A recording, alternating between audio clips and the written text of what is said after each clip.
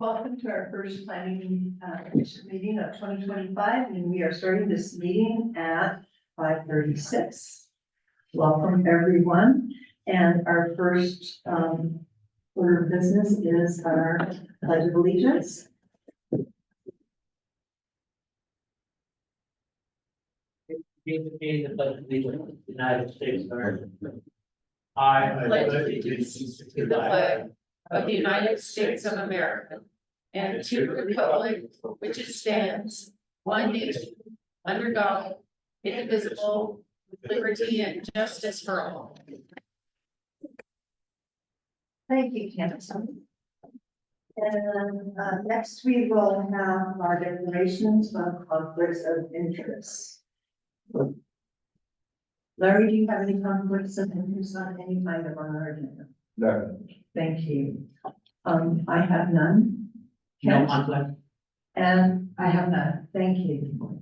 And next is a review and approval of minutes from the December 11th meeting. Has everyone had a chance to look at those? Are there any other additions or changes to be made? I mean, we approved the minutes from December 11th, 2024 meeting. Do I have a second? Second. All in favor? Aye. Aye. And next is our election of officers for chair and pro-tem.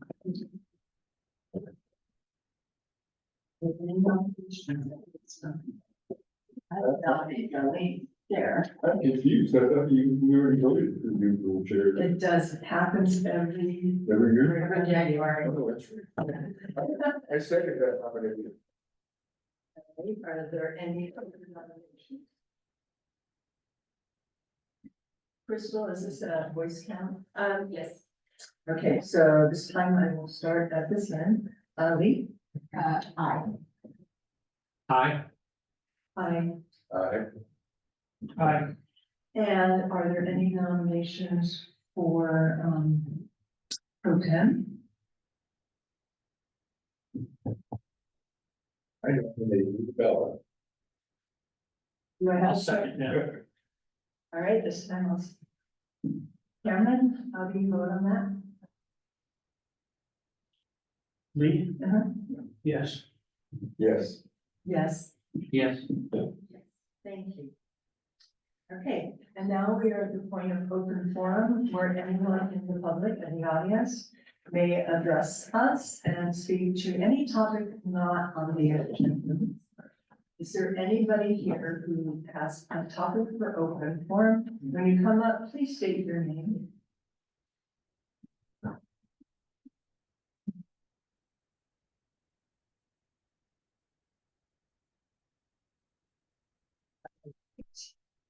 And now we are at commissioner comments. Do any commissioners have comments? Karen, do you have any comments this evening, commissioner comments? Not this time. Larry? No. No. We, no. I guess I'll be a no. All right. Oh, there was one thing. So next Thursday, one of our own Virgin residents, Gerhard Clemmer, will be giving a talk in this building. He's an author, and he started as in business and has moved into writing mysteries, fantasies, thrillers. And we're going to be talking about that journey. And it is at 6 a.m. He will also have some of his books for sale. 6 a.m. 6 p.m. Sorry. Thank you, Larry. I'm sure Gerhard. This is the first event sponsored by Z Arts in Virgin. So we're very excited, and I'm very excited to have one of our own citizens, residents, doing that. Sorry about that. Okay, so do we have a motion to close the regular meeting and open? No, we're doing the work meeting first. That's what I'm saying. We don't need a motion. You don't need a motion to do that? Okay. I'm gonna make a note of that. Okay, So I wanted to provide a space, you know, we had a public hearing in December on 2 items, and they're listed under work meeting F. Item 1 is integrating e-bikes into our code, and item 2 has no change. And I wanted to make sure we had the opportunity to discuss our comments on what residents said at that public hearing and our own thoughts. Okay? Is there someone who would like to begin that conversation? And we'll start with 1, which is the ordinance repealing the usage charge, excuse me.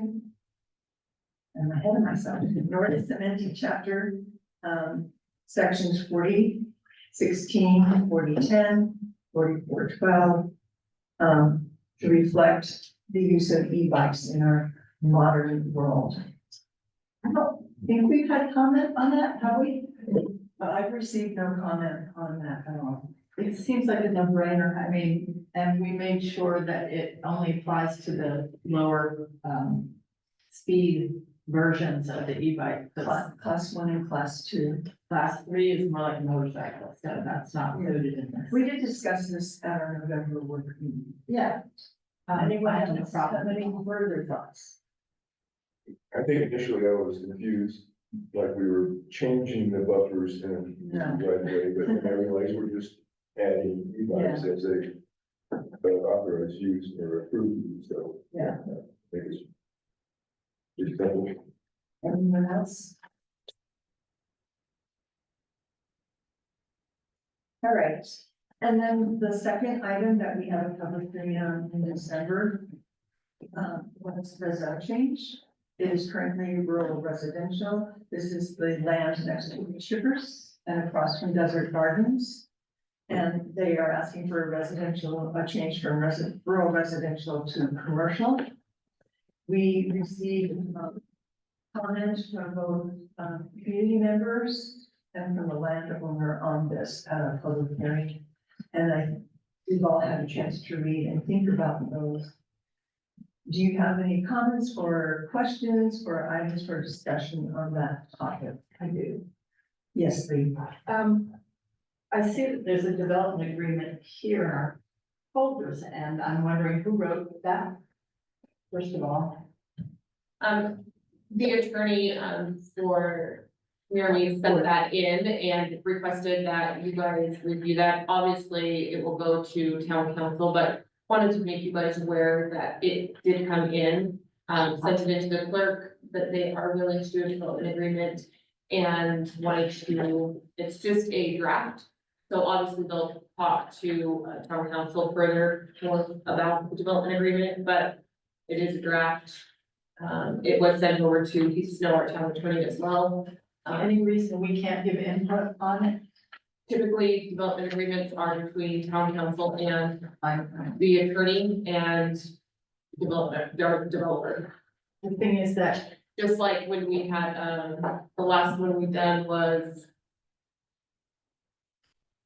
Darcy, or not Darcy, the Halls The up Halls, there, that yeah. that one was done between actually their attorney, our attorney and town council. And if this one goes through as well, it will be done the same way.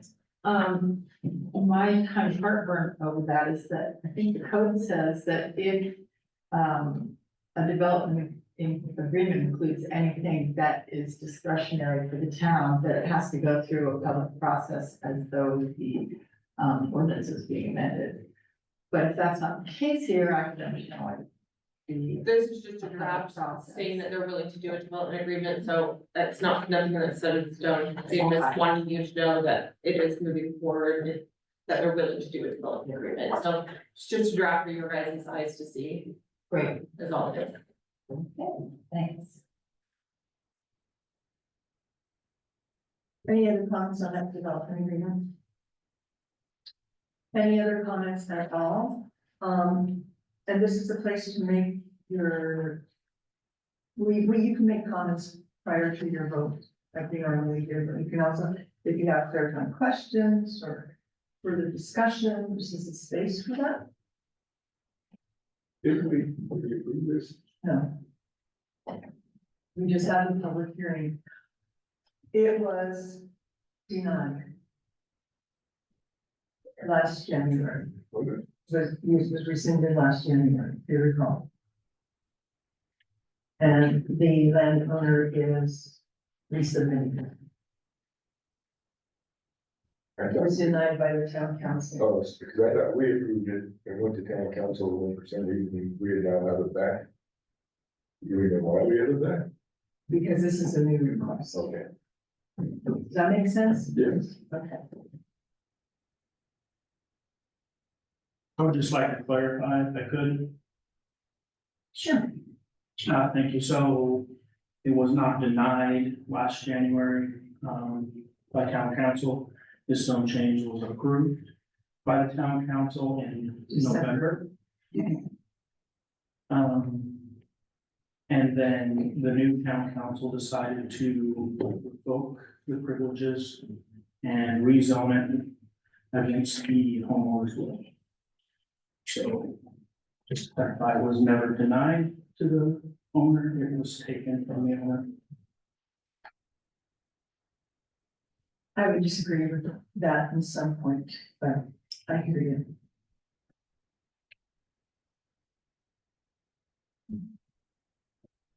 Anything else?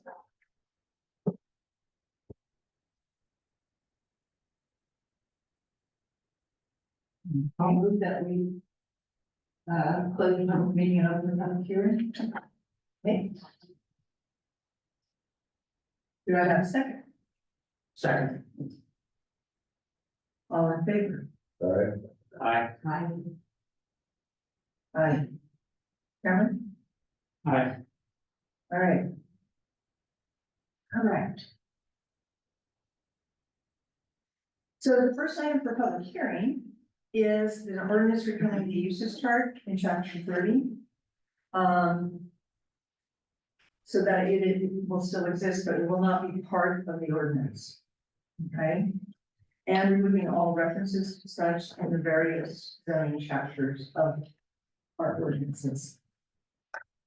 Is there any comment? We have no comments, written comments that we've received on this topic. Is there anyone in the audience who would like to address this topic?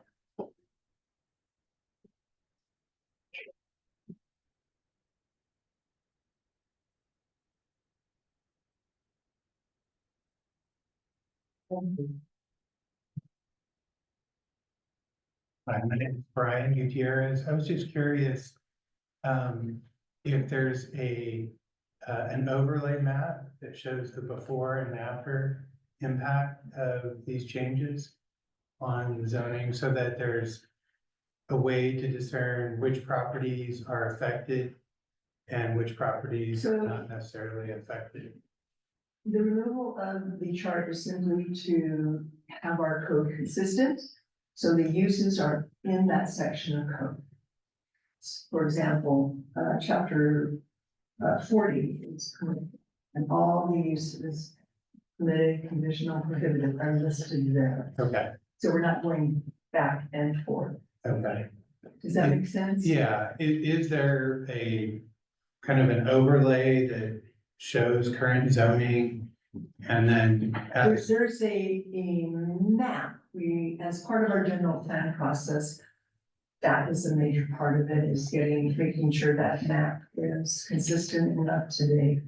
And that map is available in the town office. Is that correct? Yes, you can find me, I can show you that out. okay, Okay, okay, thank you. thank you so much.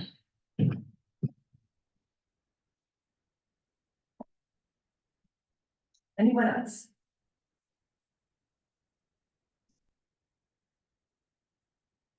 All right.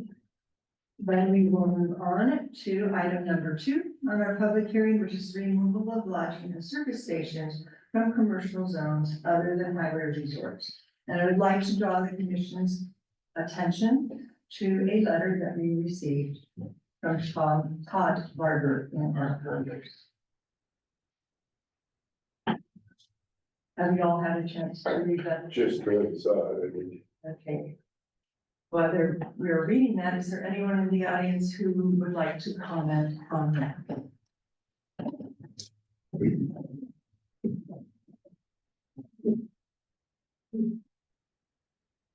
name's Alan Lee. I'm just curious why you're talking about removing those items from that zone, because we spent a lot of time debating back in the old days when I was on the planning and zoning, what things to have in the commercial zones. And where service station was commercial use, we felt like that was something that should be in the commercial. And especially where all the commercial is right along the highway. We felt like that was something, and I feel like that today, I think we should have that use left in the commercial zones. That's my opinion, but I was just curious how come you were talking about taking it out of the commercial zone. We can address that when we vote. Our procedure is right now is our time to hear you and listen. Okay. But I made a note of that. So that was just the question I had, is why they were taking it out. Thank you. Thank you so much.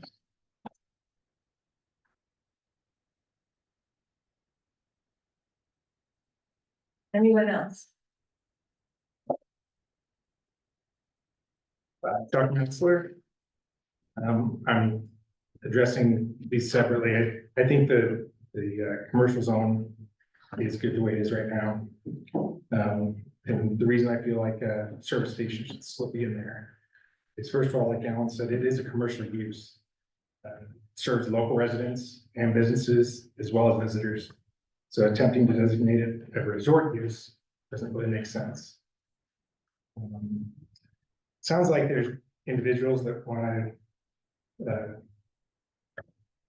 get rid of any logical development in our commercial zone, limiting what landowners and developers can aspire to here in Bergen. Local businesses as well as visitors can benefit from the convenience, commerce, and job opportunities afforded by local convenience stores. In the recitals on this ordinance, it states that visitors must travel out of town for food, shopping, and entertainment, and that the town fails to capture its short-term visitors for meals, shopping, and other necessities. Convenience stores can offer food and shopping to visitors to please explain these recitals and the argument for removing automobile service stations from the commercial zone. Also in the recitals, it states, the higher resort zone is intended to provide automobile intense services such as lodging and service stations, while the town's limited other areas for business are intended to be pedestrian friendly. And then in the highway resort zone resort zone ordinance, it says the location is sufficiently separated from areas of dense private residential use and from the contemplated village scale commerce zone, I don't know what that is, to avoid common conflicts between the intensive tourist use and pedestrian friendly community serving neighborhoods. So it says that both are supposed to be pedestrian friendly, so I don't know what the argument is that it should be in the zone. Sounds as if the town is saying there's not enough room for all types of commercial businesses in the commercial zone. And they will have service stations taking up all the commercial real estate. So no restaurants or shopping will be able to operate. Actually, the opposite is true. Convenience stores will create foot traffic for other types of businesses. The commercial zone is meant for commercial businesses and automobile service stations are a commercial use. The responsible thing to do is vote no for automotive service station to be commercial. I'd just like to add that if you've ever been to a town that has a small amount of businesses, has 1 or 2 gas stations, your prices are up. You don't have competition. That's what the free market's all about. You have competition and your gas prices will be lower, your grocery prices will be lower. I'm gonna address the lodging. We currently have 1 hotel in Bergen. It's located in the highway resort zone. Just 1 hotel. Everything else is specialty, clamping, all that kind of stuff. The remaining lodging has very few permanent structures. Tents, wagons, and RVs are all temporary lodging. And if the market changes, these properties can be developed with minor demolition. So if you're worried about the bubble bursting on the lodging, that's not a problem because it can be repurposed. So this is how it could be repurposed if we did have other hotels in town. At some point, we have to have affordable housing in town. And a lot of your newer hotels are basically set up like a studio apartment. So if for some reason, design burns down, whatever happens, heaven forbid, those buildings can be repurposed. They can also be common living facilities for elderly care. They can also be rehabilitation centers for people recovering from hospital stays. We currently don't have any lodging for elderly care in Virgin. Sure would be nice if we could have it close enough where we could see our loved ones. If then they need that care. Hopefully my parents are going to be living in myself or my daughter or my sister. And I'm also concerned if we start seeing more businesses pop up that aren't these two designations, are we gonna do the same thing to them and say, okay, no competition. We have 3 restaurants now, that's enough. We're not gonna allow any more restaurants. I just don't understand the logic behind it. It's a fact that the funds the town has been using for capital improvements, as well as new equipment and town employees, comes largely from transient room tax collected from lodging. We should not stifle this revenue stream. Many residents may not be aware, but not too long ago, Virgin had several successful businesses, including 2 gas stations, a motel, 3 taverns, restaurants, and more. Virgin is a working community, not a bedroom community, and I'll not stop saying that. Lodging creates jobs, not only in construction and employees, but as I stated previously, the funds also allow Virgin to hire employees to improve our county. Again, I ask you to vote no.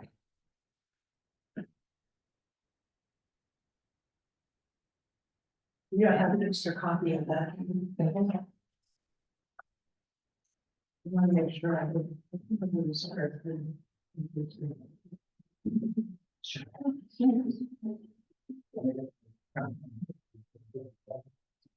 On the sign. That's the thing. It's not one.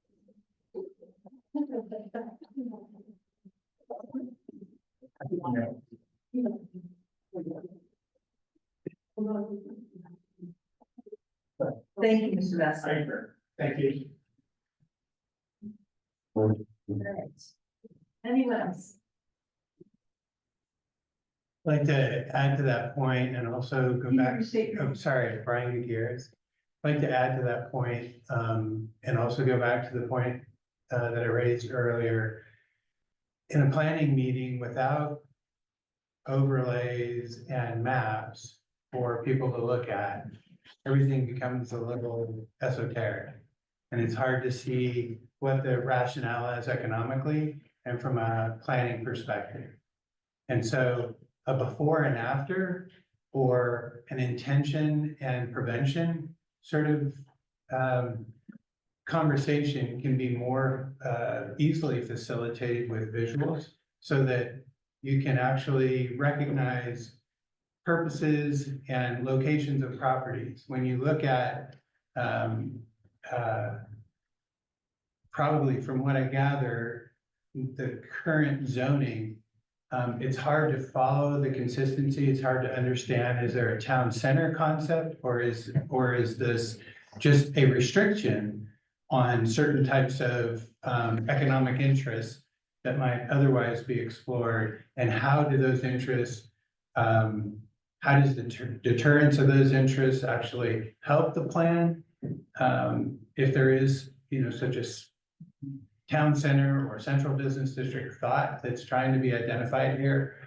It also helps those looking at potential investment opportunities understand more fully the rationale behind the town's direction and how investments might be made in a way that supports that direction, but also understanding the logic of the direction and why certain businesses would be excluded. And finally, how the location of these current zoning overlays on properties address or don't address the residential proximity. In other words, there's just so much proximity to the resort zoning as well as the commercial zoning to residential zoning. It's really just hard to understand the rationale, and the discussion, I think, would be more fulsome if you had the overlay and could offer examples as a planning board as to the things that are attempting to be accomplished through this change. Thank you. Thank you, Mr. Manager. Can I ask, Crystal, would it be possible to put the zoning map up there? Or is that?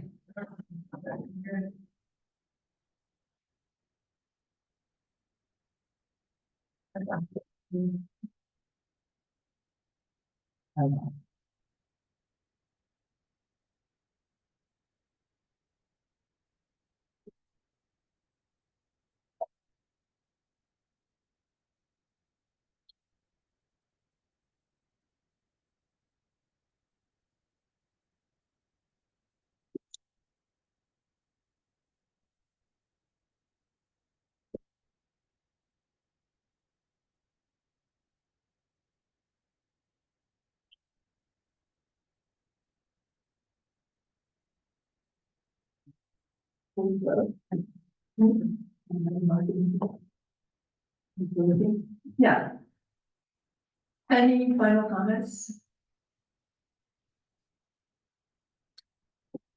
All right. Okay, I move we close the public hearing and open the public meeting. Do I have a second? Second. All in favor? Aye. Aye. All right. So now, is our time for our discussion with Riker on upcoming ordinances. And right now we are working on, neighborhood commercial. And I, did you get my message? Yeah, so could you clarify which items? So we last work meeting, we requested that we receive things in PDF and a Word doc, because we can make our comments on one Word doc. But, and you did that, but the Word doc that I opened Didn't have changes on it? didn't have a section on the neighborhood commercial Okay. and all the changes there. Fine, we'll fix that.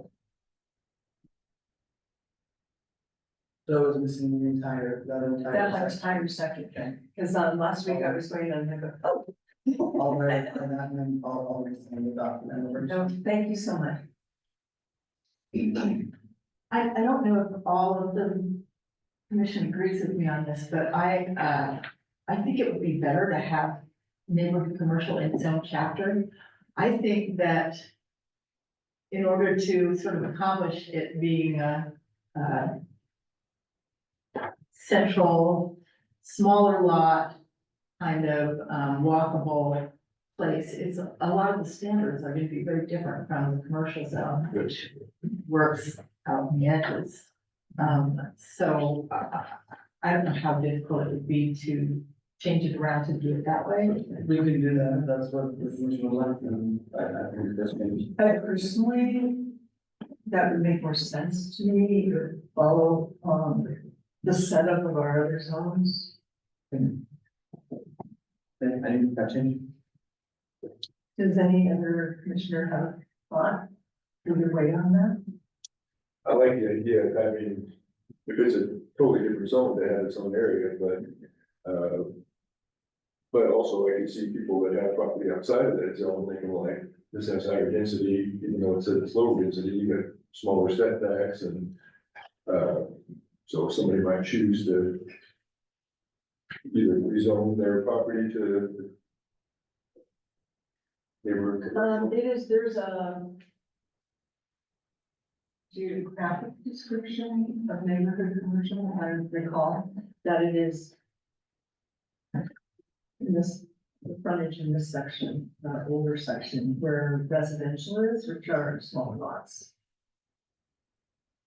Am I correct in that? Yeah, so it's supposed to be in between, kind of like the zone that would fit in between your standard commercial zone and your rural residential zone or your residential. zone. And Residential. And so, we can separate it into its own chapter. The only reason we included it, under the commercial zone is because it's another commercial zone. It just has some different requirements, but there would be some requirements that apply to both zones. And so that's why we had combined it. So just know that if we do separate them, if changes are gonna be made that affect both zones, then the ordinances, the future ordinances that amend that will have to change the code in both sections, not just in one section. And then, the uses, I would recommend they be listed in the same way that the uses are in the other chapters, Okay. which is, permitted, conditional, and prohibited, and then you list them under there. Yeah, it mentions 4 different possibilities, and we only have 3. It's either conditional, permitted, conditional, or prohibited. What's the fourth one? And It's probably permitted with standards. Is that what it is? I just see P, PR, and C. And actually, I mean, if we were going to put all the commercial zones in one place, we'd have to include the highway resort too, because that's a commercial zone. Yeah, so you could combine that into it as well. The resort zones are a little bit different, but you're right, and we can just separate them to make it consistent. I would recommend, just for ease of, those that are looking at your zoning uses, having some sort of table rather than just the permitted and listing it out and the conditional and listing it out. That can, in my experience, that confuses people who aren't as adept at reading land use code. And it becomes easier for people when they have property in those zones to glance at that and see. I think the idea is that we will still have a table. But it just won't be part of the ordinance. So it will be something that's, hanging up in the office, or can be provided to somebody around the internet. And just list the uses. So that when, there's a discussion or about amending uses and all that, that we're encouraged to go look at the actual zone where the uses are being amended, instead of just looking at the table and saying, well, yeah, that kind of goes there, it's nice to have to look at the purpose of the zone and. Yeah, so I just wanted to say, I disagree, with making it only the 3. I like the 4. I think that's more appropriate. Makes it a much easier of use, because there's a difference between permitted and permitted with conditions. I think for ease of use, it should stay the same. Permitted with conditions should just be added to the other sections. And then I also agree that it should be separated out into its own zone. For all intents and purposes, the way that our zones are written, the highway resort zone is very similar to all of our other commercial zones. There's not, like in other cities, I know there's large differences, but for us, they're basically all the same area with just, different restrictions, mostly on density. And so Riker, you do have the, PC, but in the chart itself, there's no PC. What's the thinking? Were we supposed to be discussing, is that one of our charges to discuss this? So I know.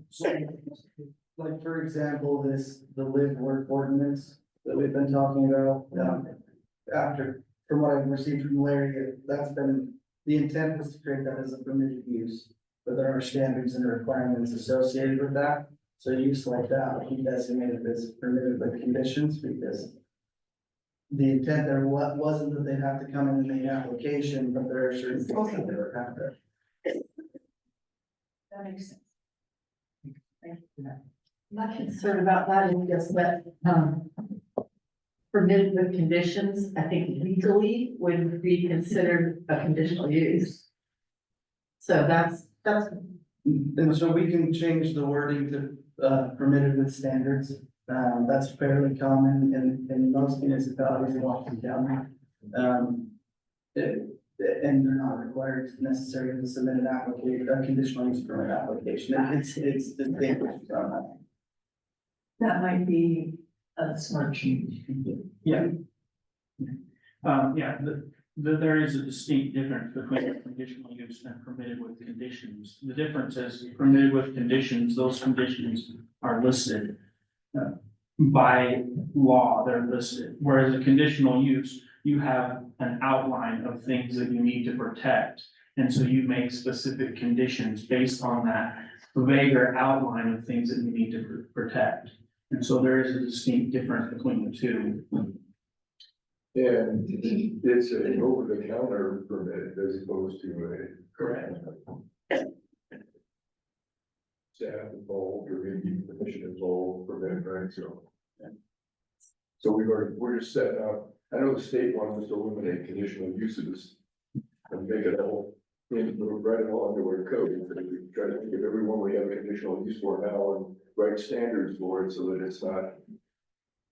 I guess you're when you apply for a conditional use permit, so that they know that here's the 6 things you have to do if you're going to use that piece of property for this particular use. And then if all the conditions are met, then the department can just write them issue a permit, right?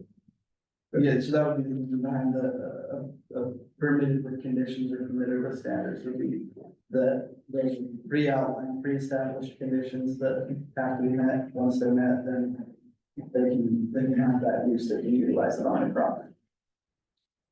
And then we're talking about eliminating the chart as part of the ordinance.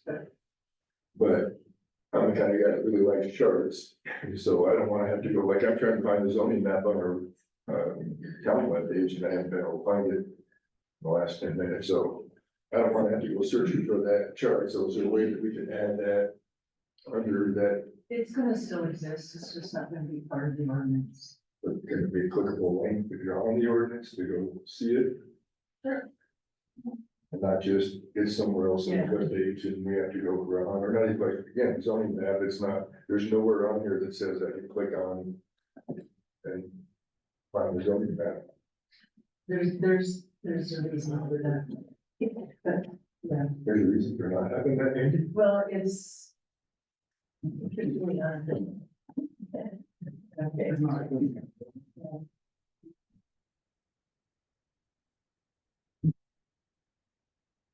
You can send it, you have to. What's that? I can send it, you have to.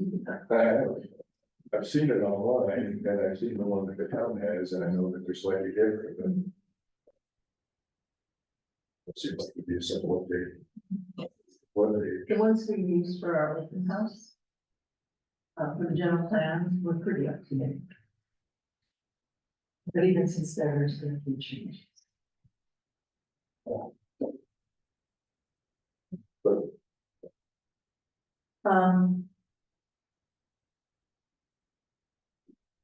I also know, we're gonna be talking about some things next week in our work meeting that may also impact how this looks. And, I know you probably won't be there. That's on next Tuesday, Next Wednesday. next Wednesday. I won't be, Yeah. my wife is supposed to have a baby Tuesday night, so. Oh, no, why are you, oh my gosh, you're here. Not be there. Your phone may be. I will give you an update. Yeah, that'd be great. And I'll send an update to Crystal and then she can forward it to you. All right. Do you have anything else you want us to be working on or looking at? So I did have a question. I received Larry's email about the lit work ordinance, reviewed that and provided a document with comments from me on there. Okay. And then I received the email with Lee's version of the ordinance. I'd like some clarification on that. The two are a little different. One of them just amends the conditional use, which leaves it as a conditional use. And whereas Larry's version removes the conditional use section, for that, and then establishes a new permitted use in the commercial zone that is the lit work unit. So that we can look at. And that's my intent, is try to eliminate conditional uses and make them uses with conditions or standards, Standards. permitted I with would- standards. I would recommend using, and this could be just me, not go with whatever everyone wants. But conditions with standards, so it's clear that it's something different, Permitted with standards. permitted with standards rather than conditional use. We just use a different word, so you know, going in, someone who's not just an average person will be able to understand, oh, these are two different things. That's why I think church should be left into for the average person who's. Like, when we agree that church should be available, yes. So I'll put that down on for next work meeting. And then, so I reviewed Lee's version of the ordinance and I have some comments on that. I can send those over if you'd like, so that you have that in your discussion in your work meetings. Please, great. And then, you've already reviewed and sent on and all that good stuff for the lighting ordinance, right? Yes. Okay, yeah, okay. And I've got maybe a technical question for you, Roger, where I saw your changes on that ordinance and like them all. And I went to go print it, and it only prints everything but your comments and your changes. So, I will, I can send a PDF a clean version that's in a PDF format.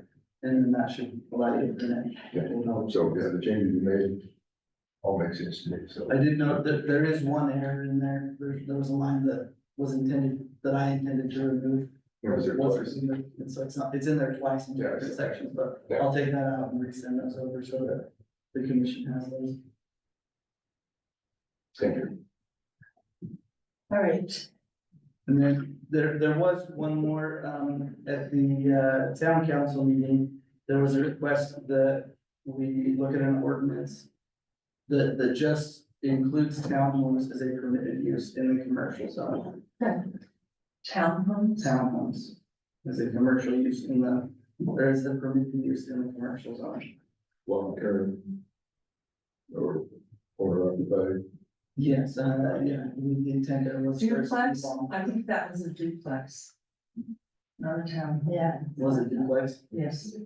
And so what we have listed in the neighborhood commercial zone, we've listed 2-family residence. Yes. To keep it consistent, I was thinking that we would list a similar thing for the commercial zone ordinance. Instead of saying duplex, say 2-family dwelling instead of single family dwelling. Is that what the commission would like to see? Would you like to just say duplex right out? Or what would be the preference of the town? So to me, a 2-family dwelling means it's one dwelling with 2 families in it, and it's owned by one person. But potentially a duplex would mean 2 individual owners, maybe with a common wall, but 2 separate pieces of real estate. Or just a duplex where you rent out 2 units, I guess, and one owner, but we don't have, it'd be tough to do duplexes with our minimum lot size in the town, so I'm not sure how we could create that. If we have a minimum lot size of 1 acre and we have a duplex, it takes 2 acres to put in a duplex and they share a common wall. So it would depend on, That one, there's a lot to consider, there is, because if I don't know that your commercial zone specifies the quantity. of that storage is that you our can have. current water agreement. your current water agreement is that the minimum 1 acre lot size. We don't have that anymore. Is that for sure? Now that we're with the Washington. And what about septic? As long as we're on septic, I think that might still be a Well- factor, and I'd like to. That would be something that they would have to arrange with Ashley. Yeah, regardless, whatever structure is put in, it's still gonna have the requirements of sewer and water, so if that can't be provided to the structure, then the structure can't be permitted essentially, like, but that would be handled during the building permit process and things like that, it wouldn't be.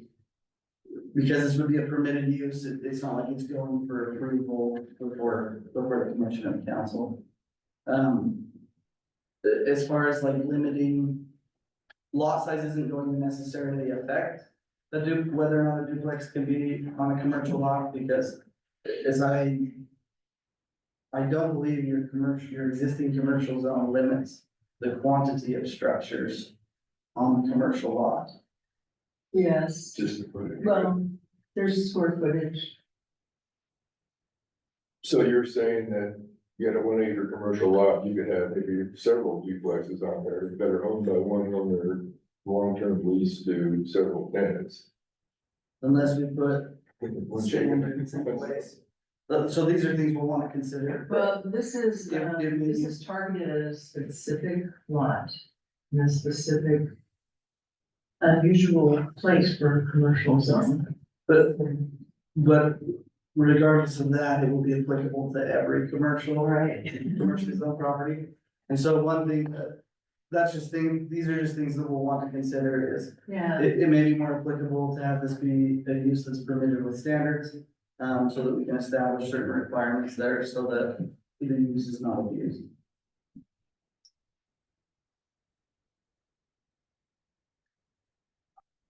you could also just change it to residential.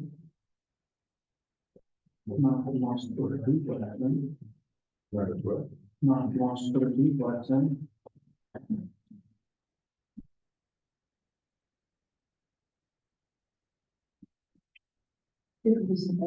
There's a lot to think about, and I think it's like a great idea. I'm just thinking about it, how can we make this, how can it not have unintended consequences down the road? That's my concern, because a lot of times we have unintended consequences down the road. Can I just say that I wonder if we might not consider having a zone that is specifically for multifamily development, and rather than allowing it in all of commercial, it seems like an odd thing to stick in there to me. But if we have a zone that's designed just for that, then we could write standards and not have to worry about figuring out all the interactions of the possible other uses around it and all that kind of thing. Always to think about. Maybe, what do you think about that? Lots of different communities have, different residential zones with varying levels of density, and that's typically what's done is they'll have the higher density residential zone, maybe the one that allows for these duplexes or townhomes or something like that. So that is doable. This was just a request that I received from the council to draft this ordinance, so. Thank you. So I just to comment on, I'm sorry, Larry just left. Larry's comment, so, if you go through chapter 40 in the commercial zone, you'll see that there's setback requirements, particularly if it's adjacent to residential. Those get larger, so there's setback requirements, there's open space requirements, there's building size limitations. There's a lot of different, things within the zone, so to protect a piece of property from just being slammed with 30 different houses on one side. So we do have those protections that already exist. Now, whether they're adequate or not, that's something we could review, and go over, but we do have those protections in there. And then I just wanted to address like. It is very common to have multi-use. Items within a commercial zone, which include residential. It's a thing that it's happening all over the country. It's very beneficial in a couple ways, because having residential that is often rented out. Is combined with a commercial activity, which incentivizes that property and that commercial entity to make sure that the rentals. The long-term rentals do not become a problem as we see they can become. Right, and so one of the things that a lot of cities and towns have done, especially one with minimal space. Is they have combined the higher density housing with a commercial activity. That provides a good benefit of both worlds. I just wanted to address that. And did I hear correctly that we no longer have a 1 acre minimum lot size? Now that we're part of. No, that's not. No, we still have a 1 acre minimum lot size, which is the water, our water Contract. contract doesn't. But it's we still have it as. It still will impact, that size is also not just water, but based on saturation. Right. From So, but at this point, it's a new point to discuss high density residential because we don't have a sewer system. And we're still doing our wastewater study and everything still right now. So Yeah, that's all important. Except that if there was a zone and that it included a hookup to the sewer, Right. then you could. I think it's a good time to discuss it because we can have a space to come up with different ideas and approaches and hear different viewpoints. Before it's something that has to be done this second. So I know we've talked about it several times while discussing the general plan, but without having a sewer system as a,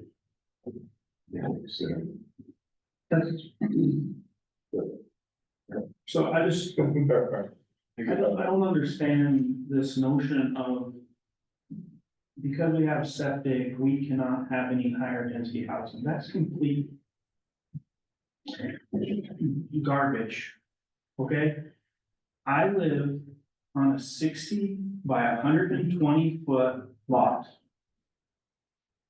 And I have a septic system that Southwest Department of Health says is perfectly appropriate and will not contaminate the river.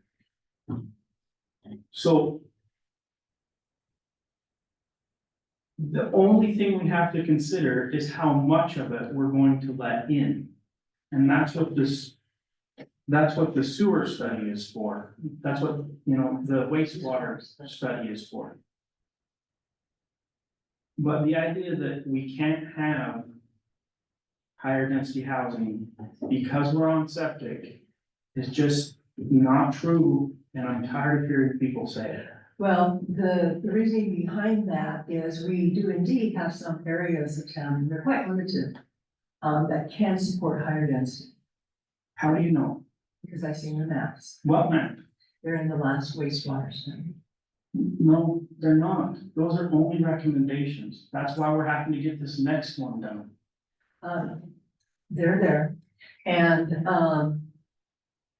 depending on where you're at, that could be a true statement, or the 1 acre would be sufficient. And I can tell you. Okay. My understanding is that if you look at Virgin as a whole, this is the recommended average. And that might be something to look at, it's like when we get this new wastewater study. Where would be the best areas of town to do that? I mean, because the geology does play into it.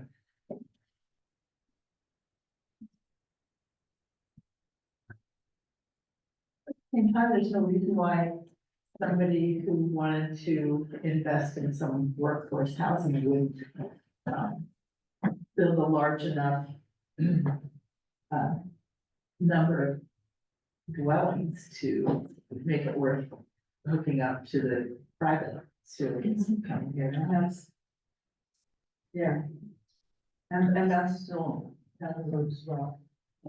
So, but now is the time to start talking about this and hearing everybody's thoughts. Yeah.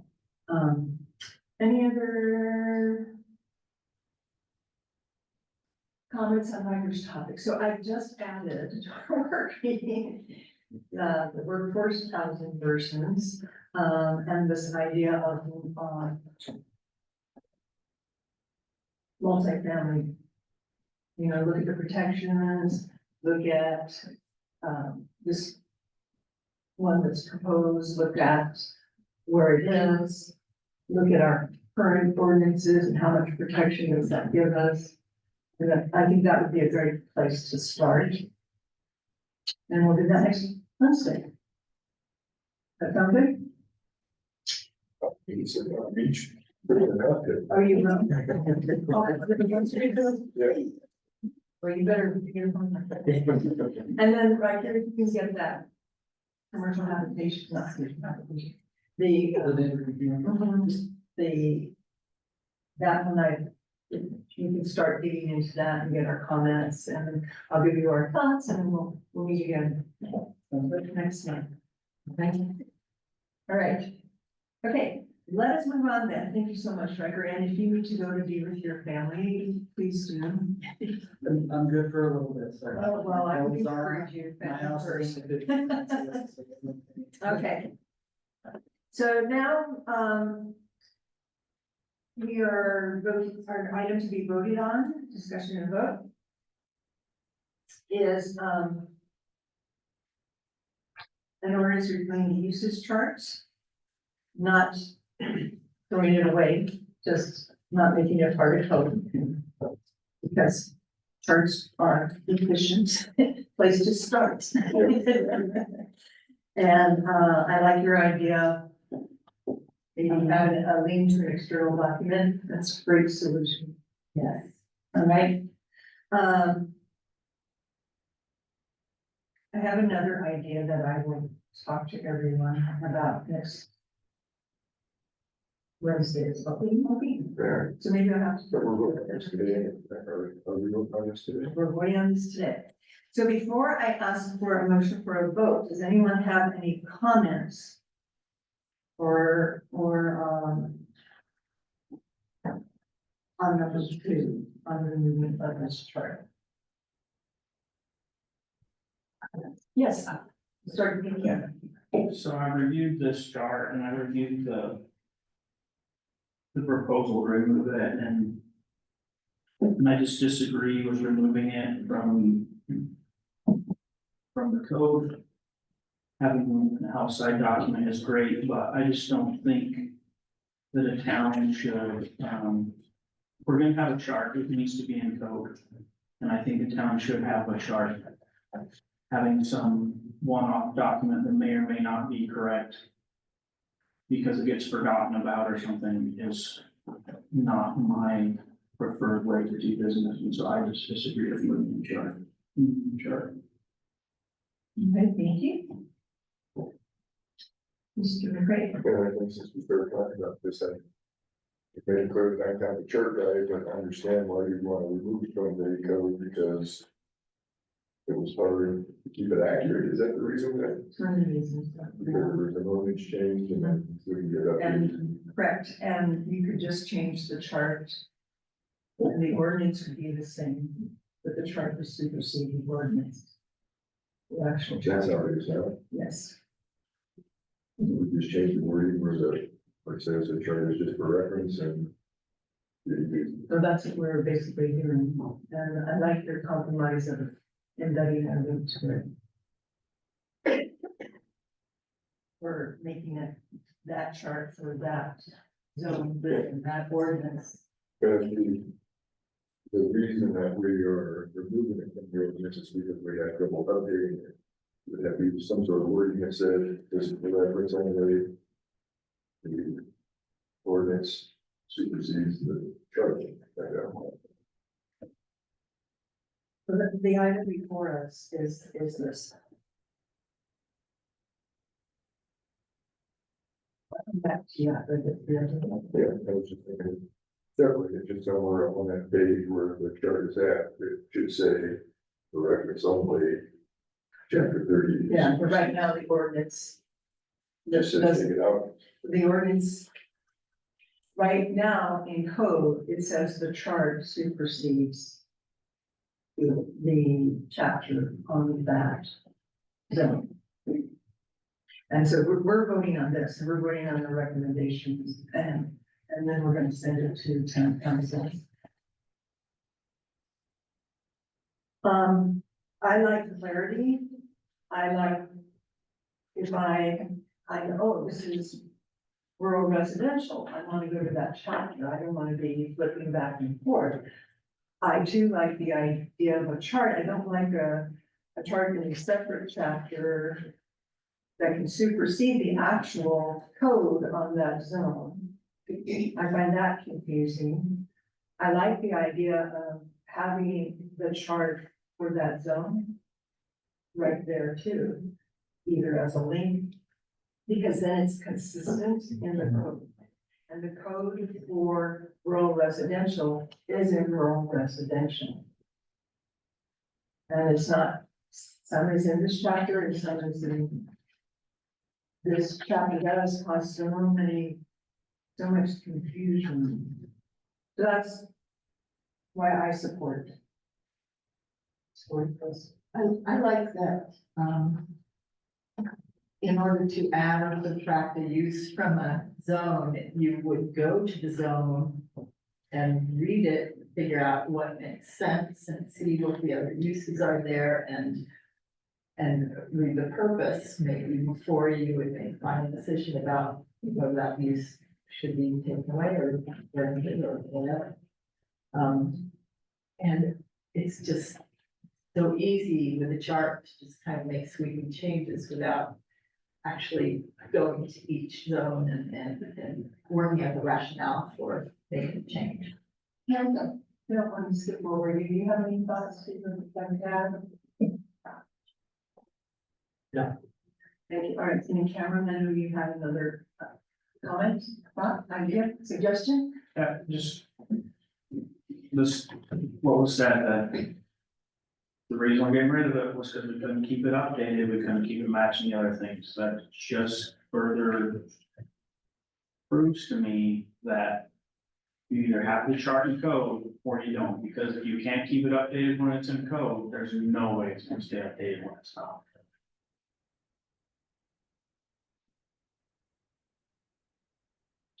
All right. Any other discussion on this item? Right?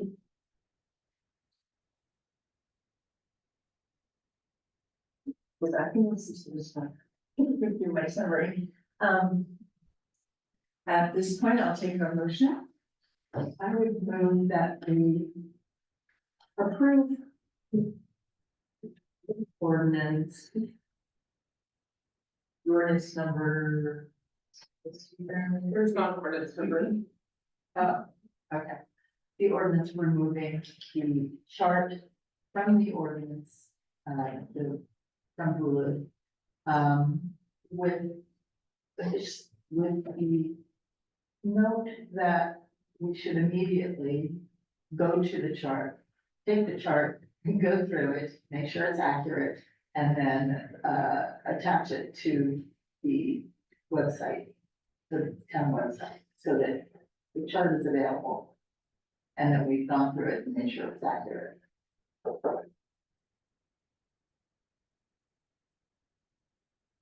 I second.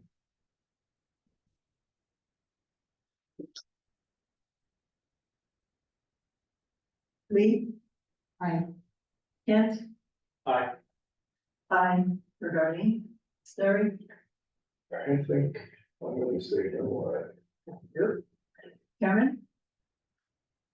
No, if there's problems with it because it's not matching thing, and there's concerns that the chart supersedes, it would be far better to add additional language for if they differ. What was that last part? It would be far better to add additional Language. language if they differ, or process, or something that needs to be done if they differ. But my vote's no. Great, thank you.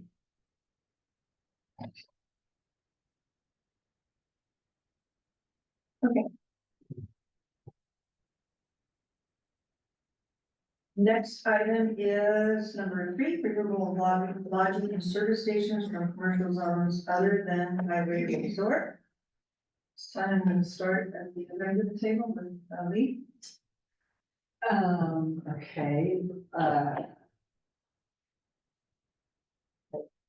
I do have some comments, And this is a time to address a question. I understand, the people who want to, do more lodging and gas station uses. But I feel like, it's sufficient that we are allowing it in highway resort. There's plenty of highway resort, area that, in which another gas station is placed, but I also don't really understand why we would want another one until we've grown substantially in many ways, because we already have 2 in the works. As far as lodging goes, we are a little bit overrun, I think, with, you know, short-term lodging. I think we need to try and concentrate on long-term lodging at this point. But again, there's plenty of area in highway resort where, hotels and motels and other kinds of lodging could go. So I'm in favor of this. Ken, do you have any comments you'd like to make on this topic? Yeah, of all the things on the agenda today, the one that seems to attract really good comments and public participation, I think shows something of the city's concern about why. And I remember seeing a map once that was done before, where there was just the highway resort zone on the east end of town. And it makes so much sense to me. So to complement comments that were made, I think it would be really valuable to be able to have something to visualize as we discuss these kinds of things. And say, okay, what's the purpose of doing this other than keeping it in one end of town? We obviously have mixed emotions about it as a community because previous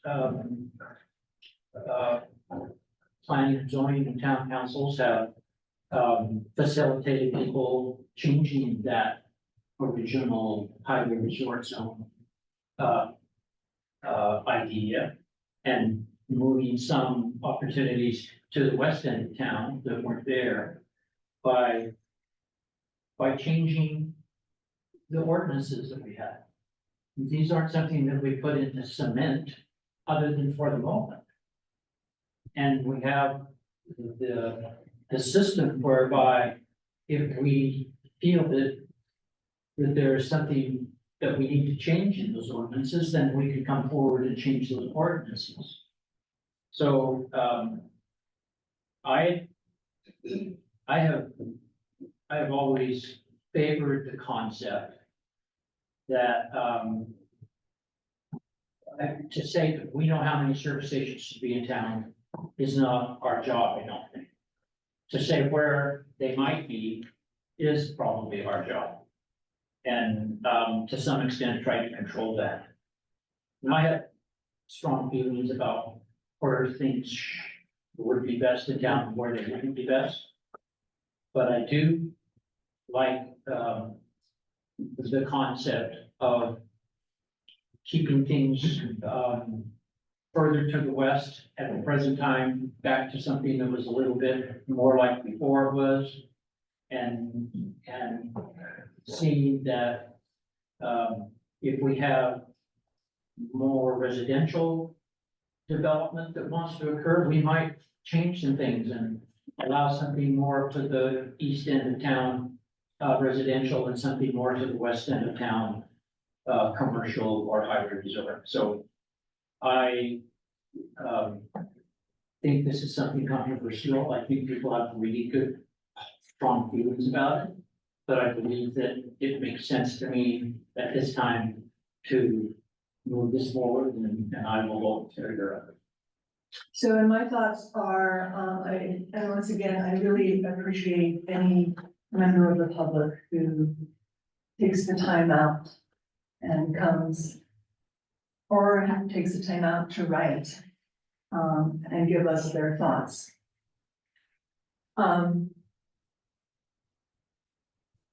I see the purpose of this is to open opportunities to have a diversity of commercial uses. So we have a more diverse basis to our economy. To me, that's good planning. It is, both of these are still allowed. They're not allowed in town. They're still allowed. But in higher resort, but it allows other things to come up that would benefit our residents. And I think I've heard through our work on the general survey, their open houses, no one said I want another gas station. No one said I want another hotel. But maybe those people exist, but they didn't come to that. So that's why I encourage everybody, when we have these opportunities, it's okay to have different thoughts, because that's what we need to hear, to see what is out there and what are possible solutions. But there was a desire to have other types of establishments that our citizens and tourists could use, that would also give us income. So that's my thinking behind this. Larry, what are your thoughts? So I feel like both hotels and gas stations are commercial users and should be in commercial zone and from highway resort zone.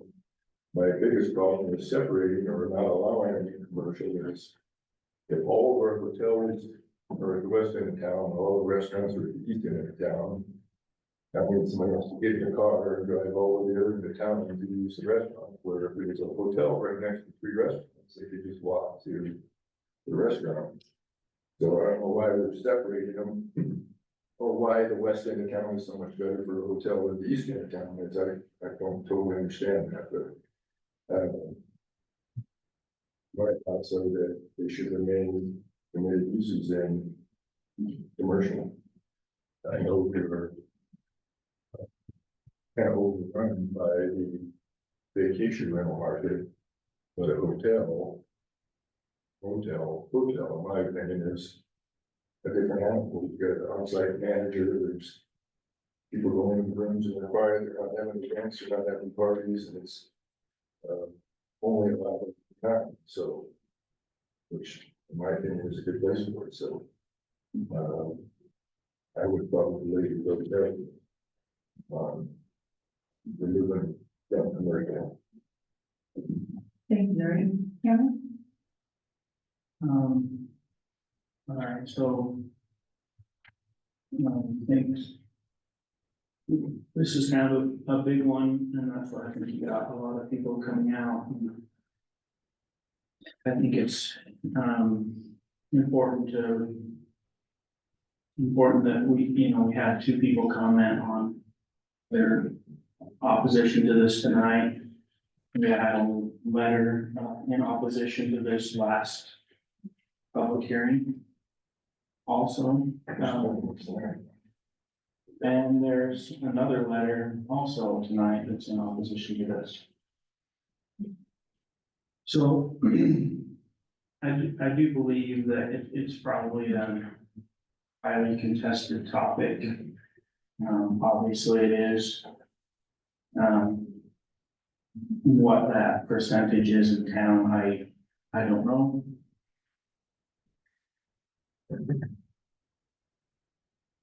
I'm not. And I know, we heard, earlier, people say, hey, I don't feel like we need another gas station, or I don't feel like we need another hotel. Well, when people feel like they need another gas station, when the one we have is so busy, it's unusable and just causes all types of problems. And so for service station, well, let me stop. Hold on, I want to go back. I just apologize, sir, I forgot your name too. But just to give you an idea, I wanted to kind of give you a verbal idea. I'm not sure if you're familiar with the town much. But if you're driving down Highway 9, you hit Pocketville Road, which is the last intersection before you drop down the hill. So everything from Pocketville Road towards Laverton on the east side of town. Everything on the side of SR9 that abuts it is either commercial or eligible to be zoned commercial. So that's kind of a different thing for Virgin, but that's, if you think of that as a commercial. And then you think of everything from the bottom of that hill, it's not the intersection, there's a gap between. You go to the bottom of that hill and everything to the west along SR9. All the way east, sorry, I said west, all the way, I got this backwards. All the way east, that is, highway resort zone. Along the highway, so hopefully that kind of helps familiarize. I want to get there first, and then I'll get back to another point. Yeah, the time we know that we need another gas station or another service station is the time when we're having problems. And oftentimes that time is when it's too late. We can't even get another one now. Because we have houses or we have other businesses. Well, for whatever reason, we can't have another one because it just doesn't fit anywhere anymore. And so I'm opposed to taking service stations out specifically because we just don't know. We don't know how busy that service station is gonna be. We don't know what paving Sheepsbridge Road is gonna change to the busyness of that service station. Like, I don't know, everywhere I go, besides Springdale, but almost every town I go to, there's almost always a service station, and then across the street, there's another service station. And there's gotta be a reason why people are spending tens of millions, if not hundreds of millions of dollars to put a competitive product right next to each other. And it has to be something to do with ease of access. And so for that reason, I'm opposed to removing service stations. Now, I understand the other side of that is service stations can be intrusive. They can cause problems, especially when they're close to residences. If you look in the commercial code, when I helped develop this code, and we worked with a lot of different people within town, including people that adamantly disagree with me on many issues. We tried the best we could to put in restrictions, specific restrictions to service stations that would protect the neighborhoods or not allow them at all in areas that were residential or highly residential. Maybe we didn't do a good enough job, maybe those things need to be adjusted. But to remove it completely, I think is an overreaction. Yeah, my real concern is that if we remove it, we're gonna find out in 6, 7 years that we're gonna wish we hadn't. Because the one we have is gonna be chaos. So there's my point on the service stations. Now, lodging. We did the same thing with lodging because we had the same concern as he had. If you have only lodging on the east end of town. First of all, our big concern was people are going to Zion anyway. They are gonna take all of their restaurant or most of their restaurant business to Springdale. Because they're going to Springdale anyway, it's not that far, they're gonna just hit the restaurants there. Coming back from that side of town to this side of town is not going to be as convenient for people. People will still do it, I don't doubt that they won't, but that was a concern. The other concern is, yeah, we want people to be able to walk. We want walkable neighborhoods. And if we want people walking that are visiting, we need some sort of lodging on other areas of town besides everything from the Fairfield that way. Because all those people are driving.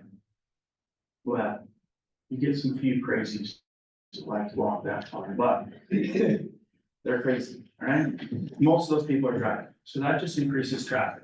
To the areas that we're specifically trying to keep walkable, we're just pushing traffic into them. So I'm not a fan of that. Again, we understand that lodging can be have a huge impact on residents.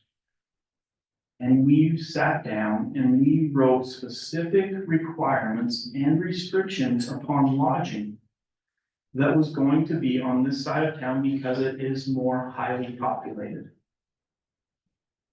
And I don't know if y'all remember, but we did have someone come in who wanted to put in a hotel in the commercial zone. And because of our restrictions and the things that we had put on that, the extra requirements that he would have had to follow, he abandoned the project. Because they were too onerous for him. That doesn't mean they're too onerous for everyone, but for him, they were. And so I feel like after that experience, that the restrictions that we have on the lodging and the motels and hotels, that they are sufficient to protect the residents of the west side of town that is more highly populated. And we can take a look at them again. I also want to address one other thing.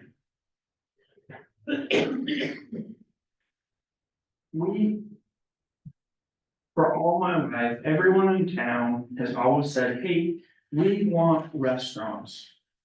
We want a place to go meet. We want a place to go sit down and eat. We want a coffee shop. We would like all these things. And you know what?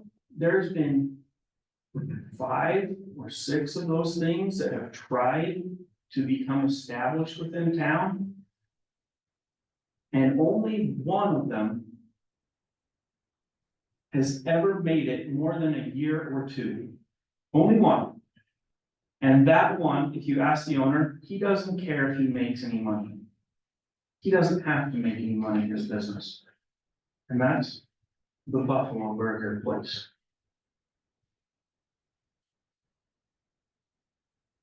The only other restaurant that we have gotten in town besides his is George Rodino's. And his came in about the same time as the Fairfield went in.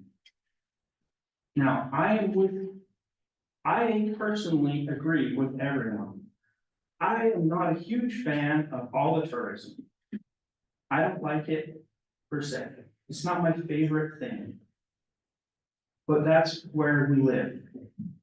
And if we want the walkable community neighborhoods with stores and shops and restaurants, the citizens of Virgin are not going to support that by themselves. They can't. We're not big enough.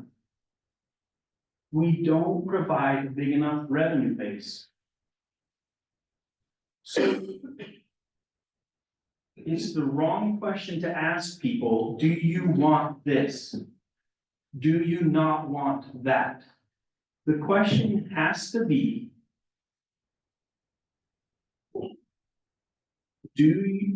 if having a restaurant, more restaurants and more shops in town requires more lodging and more visitor housing, are you willing to take that trade? Or do you want there to be nothing and it to stay like this, if that's what it comes down to? Because we have tried for 20 years, and thank you for signing. We have tried for 20 years that I've been active in this community to do the stop the lodging, stop the vacation stuff, stop the tourism, push the community-based stuff. We have tried that. And you know what it did? It didn't work. It didn't get us the restaurants, it didn't get us the marketplaces, it didn't get us the service stations, it didn't get us the small groceries, it didn't get us any of the things people said they wanted. And so because of that, I'm going to vote no on this. Thank you. For the sake of time, I'm not going to, offer a rebuttal. Does anybody else have anything to say? Yeah, I appreciate Cameron, in his comments. He's been here a long time. And he knows a lot more than probably all four of the rest of us when it comes to this town and what happens in it and where it's been and where it's come from. I have to kind of disagree a little bit about that we're in the same place as we were 10 or 20 or 30 years ago. I think we're in a different place. And it's not because of anything we necessarily have done wrong or right. I think the growth that we've seen, doubling growth in the past decade, has population has not been, I think, at any particular caused by us. I think it's outside sources that have caused that. So I do believe there's potential for the things that we would like to see, the restaurants, the shops, people taking opportunities to put in service stations. And I think that we'll continue to have that pressure for the foreseeable future. And I just believe that we all have these different little agendas that we think are gonna work and have or haven't or should. And we try to put our best foot forward as to where we think things might be most successful and where we think things would be best for the citizens who live here in the community at this time. And so I just have that. Thank you.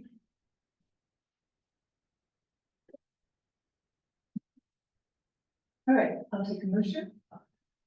We approve the removal of lodging and service stations from commercial zones other than highway zone. Not, we recommend approval.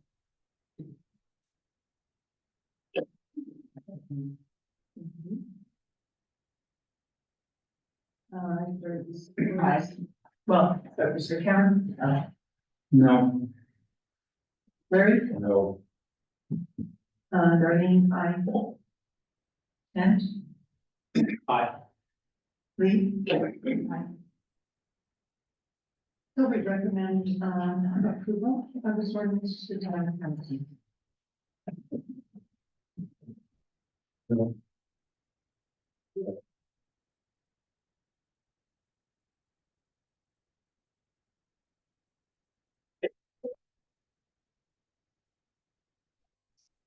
That leaves.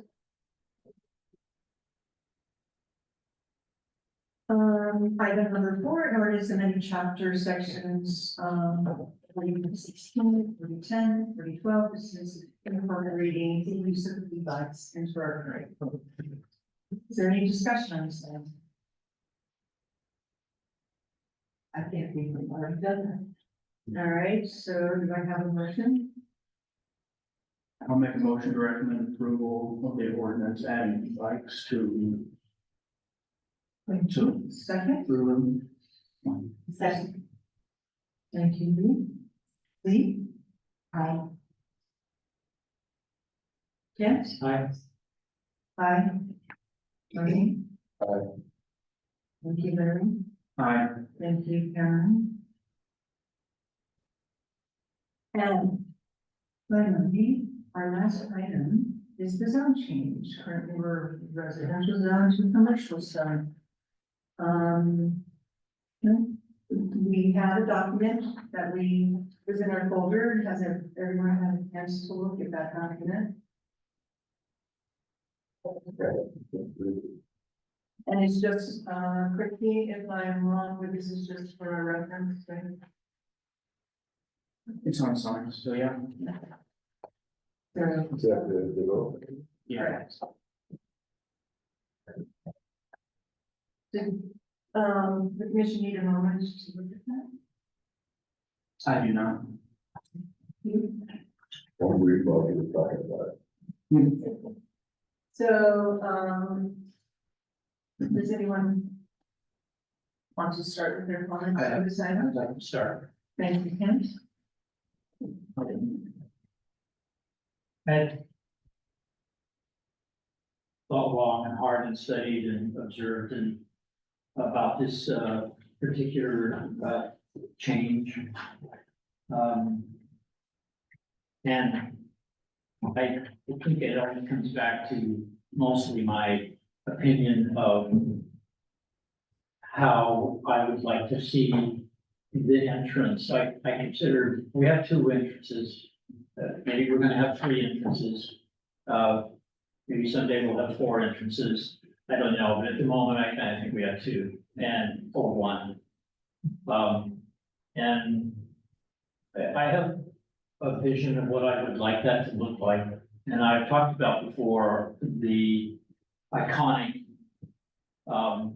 place we live and the beauty of the place we live. Every night, evening, as I come home and I come around the corner and come into the corridor, I don't know of many places that can compare to the iconic view and place we live. And I think the entrance into the town is important to the people that live here mostly. And I like the fact that it is rural residential. I like the fact that we are seeing residents and homes where there may be horses or pasture. And before we get into service stations and hotels and motels, I like that entrance. I think it's important to the people that live here. And I also think that it's wise for us to wait and look for the results of our master plan and general plan, excuse me, to see how, that comes out as far as going down into the future of this as well. So, that's my feelings about this time.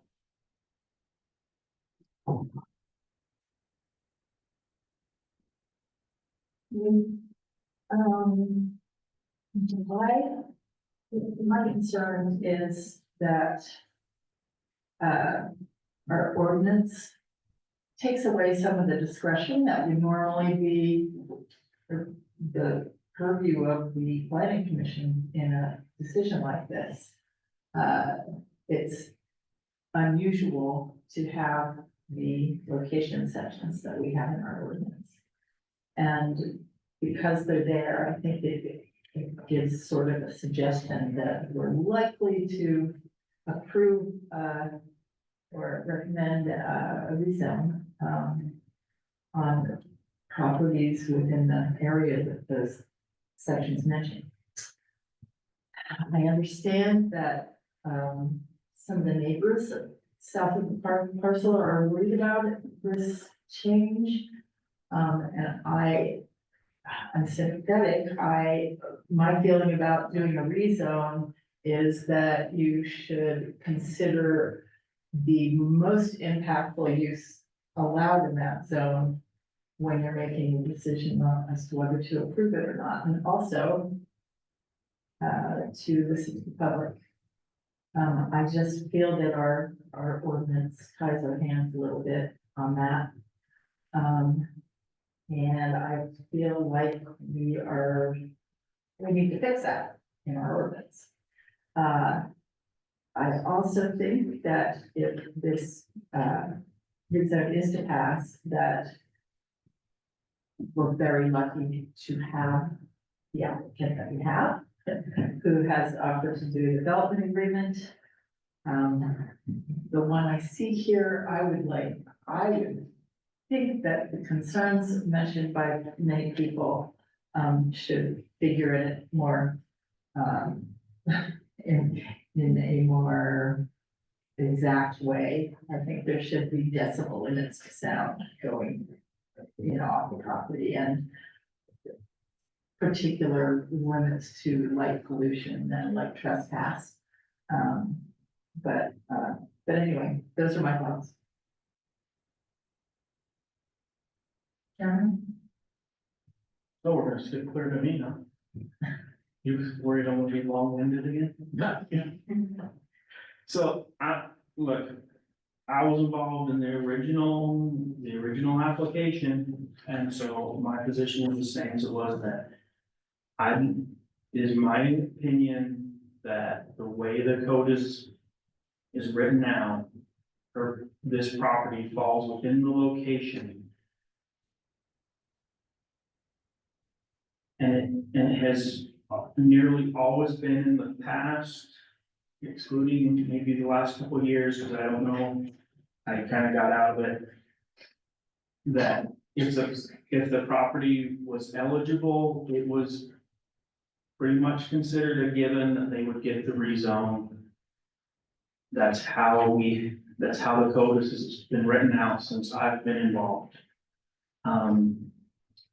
With eligibility requirements. I agree with you, whoever said the, changing the code to allow for more discretion. I think that would be great. Attempts to do that in the past have ended badly. We'll just put it there. Attempts to remove the locations has always ended badly. But I do agree that almost no other town does the description like we do. So because the code is written like it is, because she falls within that, because her immediate neighbors are not expressing huge concerns. The neighbors across the highway are expressing some concerns. Those concerns can and should be mitigated, but a zone change is not the time to mitigate those concerns. You mitigate those concerns either with a conditional use permit, or you mitigate them as in a broader sense with zoning codes, with codes. So I am supportive of the zone change. I just wanted to address, I think it was Kent feels uncomfortable rezoning the property before we finish our general plan. I don't think that's, first of all, I don't think that's fair to property owners that we make them sit for, I don't know, we've been working on the general plan for like 2 years now, 1 year and a half. By the time, 8 months. well, 8 That I've been months involved. specifically working on the plan, but city council's been talking about and getting funding and doing all that for a year then, probably a little over with a year and a half, probably somewhere close to a year. They've been working on that and it looks like it's gonna go longer. I don't think that's fair to make property owners wait for that to be done. And I really don't see there's not a huge difference to me to making huge changes to the code, like removing lodging and service stations as to rezoning. I mean, making huge changes that affect multiple parcels. That seems the same to me as rezoning one parcel, like, there's not a huge difference to me there, so I don't know why we would do one and not do the other. So, yeah, that's a long way of saying I support it. Thank you. Larry? So we're very unique in that we have this highway that 5 million cars drive on it a year, right through the middle of our town. And we talked about, and I think mostly agreed that commercial should be limited to and be on the 9. Which makes sense. That's what, yeah, the no commercial business in town can survive relying on local business only. It's the highway traffic that's going to support them. So my opinion, as a board, when we go to it's all in the night. It's should be available, you know, if they change it to commercial zone. So I feel like I would approve. Then what? Yeah, it seems like the owner of the property are doing everything they can to, that they're being good neighbors. By volunteering a development agreement is. And eliminating some of the fears that were talked about in some of the previous meetings. I think that they're doing everything they can to be good neighbors and with some success. Thank you. So my thoughts are, I do not want to give up more residential land. We have plenty of commercial, already zoned commercial, and restaurant can also be in highway resort. And this will change the character of our town. And we've had other developments, buildings in this town. And you have to be comfortable with every use. And the use that is put up at the front is very often not the use at the end. And I understand that things can change. That's why I'm very aware that you have to be comfortable with every use. And I understand that some are removed, but many remain. And I don't know which one will be chosen. And although it has been said that residents' concerns were addressed extensively in certain projects in this town, I'm here to attest they weren't done very well. And I do believe what the residents want matters. We live here day to day. I am passionate about that.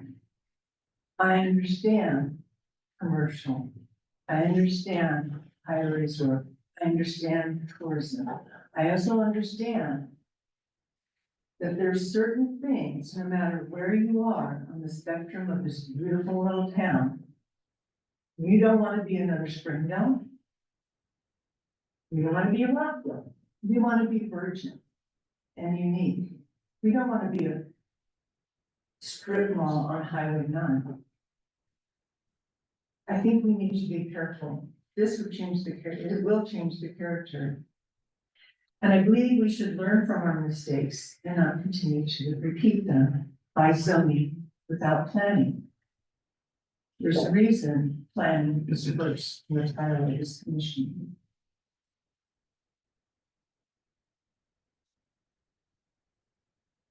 And especially in this section of town, the safety issues have not been addressed.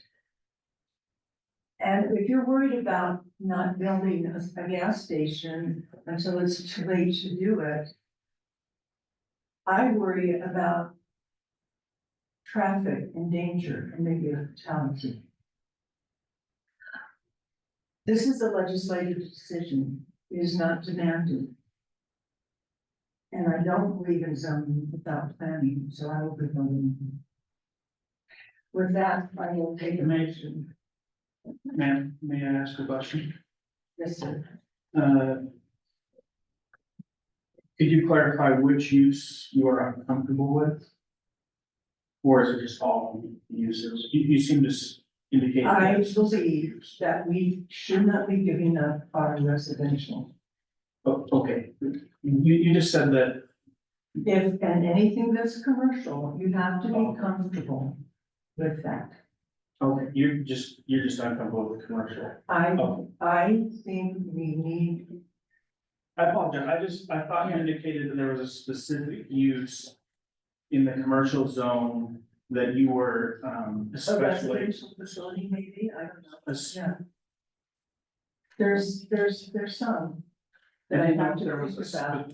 I thought you indicated there was a specific one or a specific couple that. They, to their credit, they didn't, mention some. But of the ones that remain, you do have to consider, the neighbors.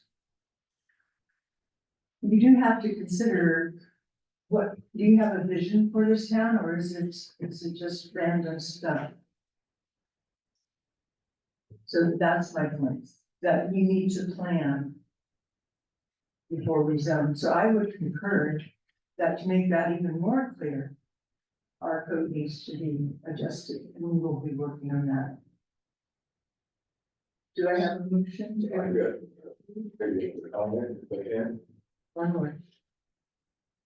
So you said we had plenty of commercial in the town, and we had a deep door business in town. And we looked for a piece of commercial property for 6 years. There's signs up, That, commercial set all the way up. if I wanted 20 acres, you want to spend $7 million, I could probably do it, but if I wanted just a lot, 1 acre lot, it took us 6 years to get one. And the only reason that became available for us is that the owners were able to rezone it from rural residential to commercial, which now made it available for us to, and what's unfortunate is we finally got it and then we sold the deep business. It took longer to get it than we stayed in the business, so. Hopefully you make your money selling it. So, but he's gonna be a tenant when, if I can eventually develop it, but, I think there is a need for smaller commercial lots. And I'd be willing to look at that, but I just don't believe that the entrance to our town will be all claim, even from the old general plan, that we like a rural. So, Excuse let me me, ask you. let me finish my thought. I just don't think if you walk in and you see businesses, that's not a rural environment. And I agree with what you're saying. And I think those are actually the kind of businesses we should try to attract. Which might be what they're doing, we don't know, that shouldn't be But I- part of our decision, I don't think. If it's- Well, I do think it is part of our charge as planning and commission to decide the plan of the town.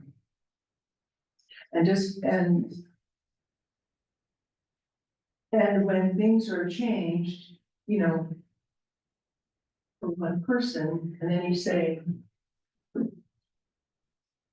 we shouldn't hear the residents, I'm not saying you should do the residents, I think the existing general plan now says if it's on the 9, it should be eligible for commercial. That's the plan we have in place now, one of those is making an application. If it changes after the new general plan and they submitted it after that, then I agree. that- and I, excuse me, finish your thought. And I don't think, like Cameron said, we should make them wait. It could be another 6 months, and if they have, and then they're gonna have to move on and need to do something. And even the current general plan says commercial should be on 9, it doesn't say all of 9 should be commercial, but there's a difference there. I agree. So it's something we need to work on definitely. And but my question to you is if that was on the east end of town, that same lot was on the east end of town, would you be okay with it? If it was the entrance to our town, Okay, the east entrance to town. east, sure, You're okay with it there? no, No? because if you drive through our town, what do you see? You see, at the dam road, open space. Then you see rural residential. Then you start with commercial. And then you go to the older part of town, which is residential.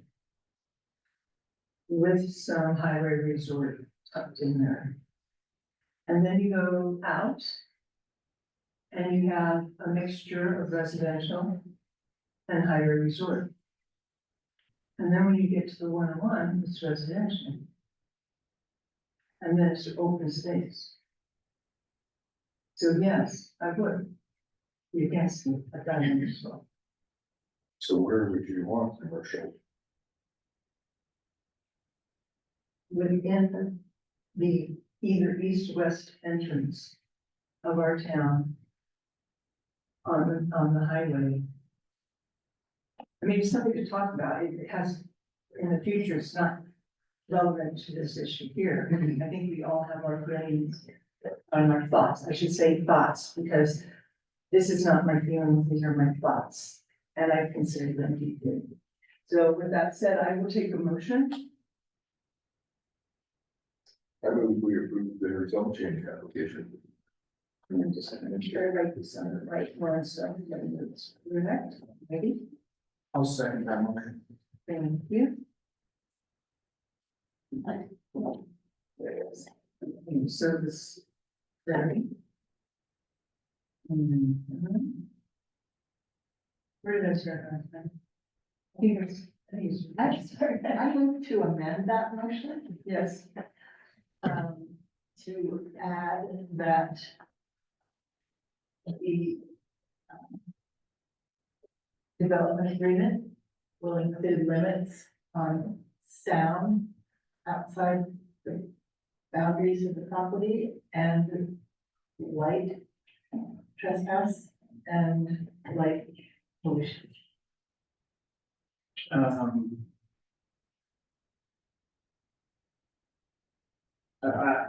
won't allow a friendly amendment to that effect. I would amend the motion that we recommend approval with a development agreement as negotiated and approved by the property owner and the town. If that's okay. Which is what's on there now, right? Whatever they agree to this is just a draft, so whatever they agree to.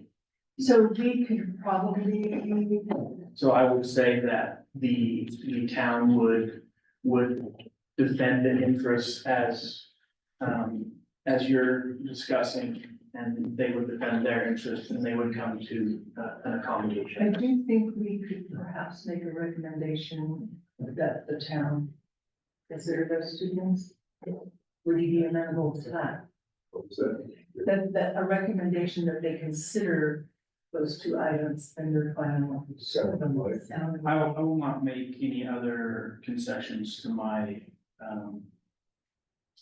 motion other than what I've stated.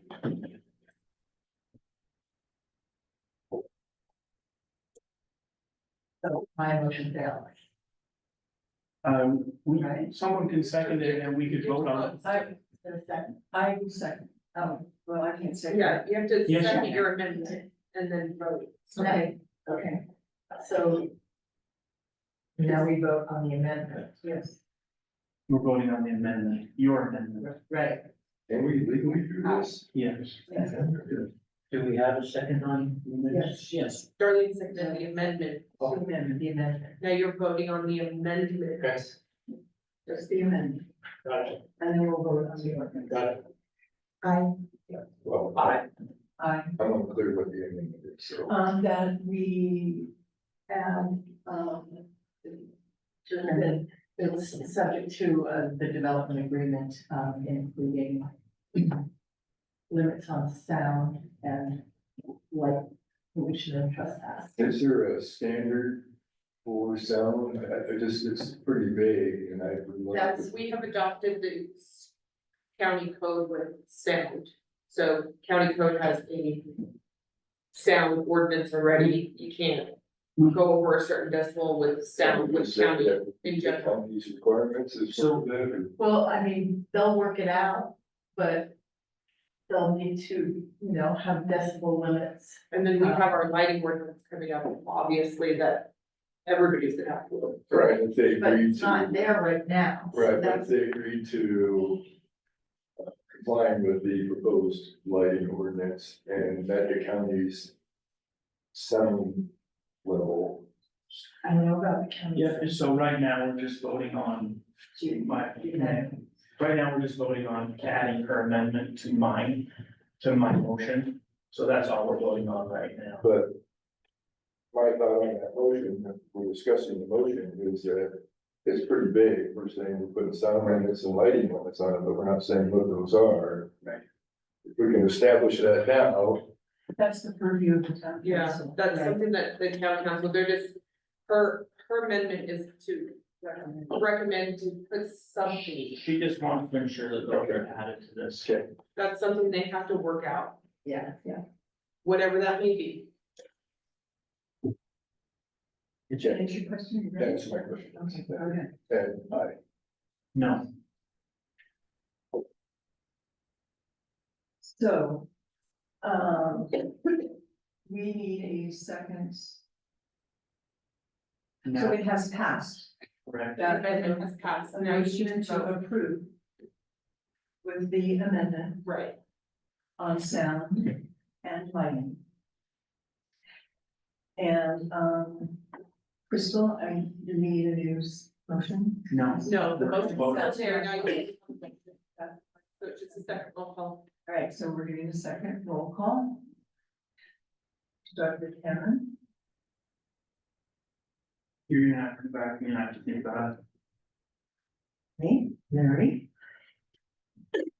same motion. Same motion, this is true. Yeah, it's recommended or Approval of the approval. change, Mhm. right? Yes, Okay. So there's no amendment to vote on now? No, you already voted on it. It's now part of the motion. So now we're going to the zone change.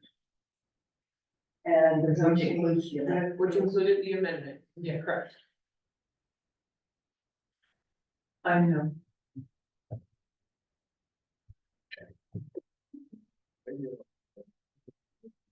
disapprove. Patty, the zone change. we had an approved, we had a motion to approve the zone change. Which is mine. She, Cameron seconded, she she amended it, we voted on the And amendment, it passed. and it passed. The And so- amendment, voted on the amendment, Correct. We voted on adding the amendment. adding the amendment in. So now we're voting on the motion to approve the zone change. With the amendment. With the amendment. The amendment. So it's so like, You know, it's so confusing, got it. I still don't understand. So what happened is you guys voted. He made the motion, Right, she she amended, added the amendment. that started it over. we, Okay, so now that We're voting on the we, original so you motion. voted the amendment in.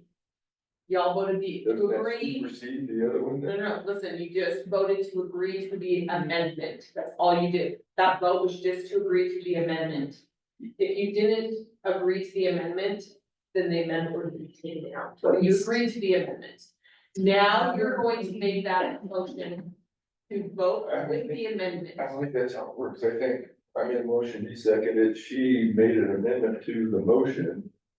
And we got a second, we voted on it, and It's we all, because he didn't, No. it's because he didn't accept the amendment, that's why. I made the motion. No, it's. He didn't accept the amendment, or he didn't accept it, so. So Larry, So- so So he voted no, but four of us voted yes, and so the amendment passed. So the amendment Yeah. passed. So now, Larry, we have to vote on the actual zone change. okay. Does that make sense? to you? No, it doesn't, but. So but I'll move on. it might be helpful just to restate it. So right now, the motion on the table is to recommend approval of the zone change with the condition that noise restrictions and lighting restrictions be added to the development agreement. That's what we're voting on right now. Yes, there you go, Okay. Thank you for clarifying. yeah, recommendation. So if, I would like to get a copy of Robert's rules. of order. I wish you was here. I still don't think we're doing it right. So, now we just have to vote. We just have to vote, we just have to vote, that's how you do I it. don't know what I'm voting on. You're voting on approval The zone of change. the zone change with the approved amendment. Yeah. Okay. And I voted no. No, Yes.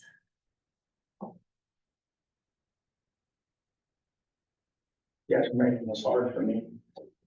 Yes.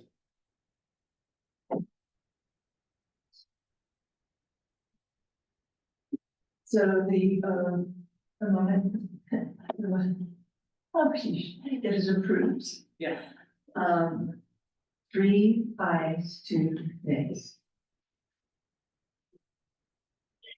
And I believe that's our last item. I move we close. Public. Do I have a second? One thing, may I, if I may first, Sure.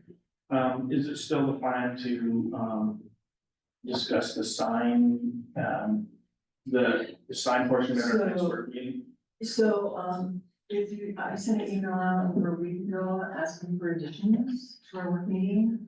I need to get that agenda in ASAP, so if you want to do that, Well, I mean, we discussed it at our last meeting and I thought that it was already approved. I thought that we'd already decided to do that. to further discuss it. Yeah.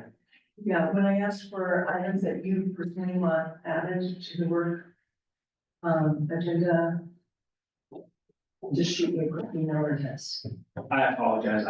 I had assumed that based on our discussion, that was already on there. So I apologize for missing your for not responding to your email, because I had assumed that it was already on there. Yeah, just let me check. Okay. Thank you, appreciate that. All right, we have a second to close the meeting. I'll second. All in favor? Aye. And Aye. our meeting ends at 7:40. Thank you, everyone.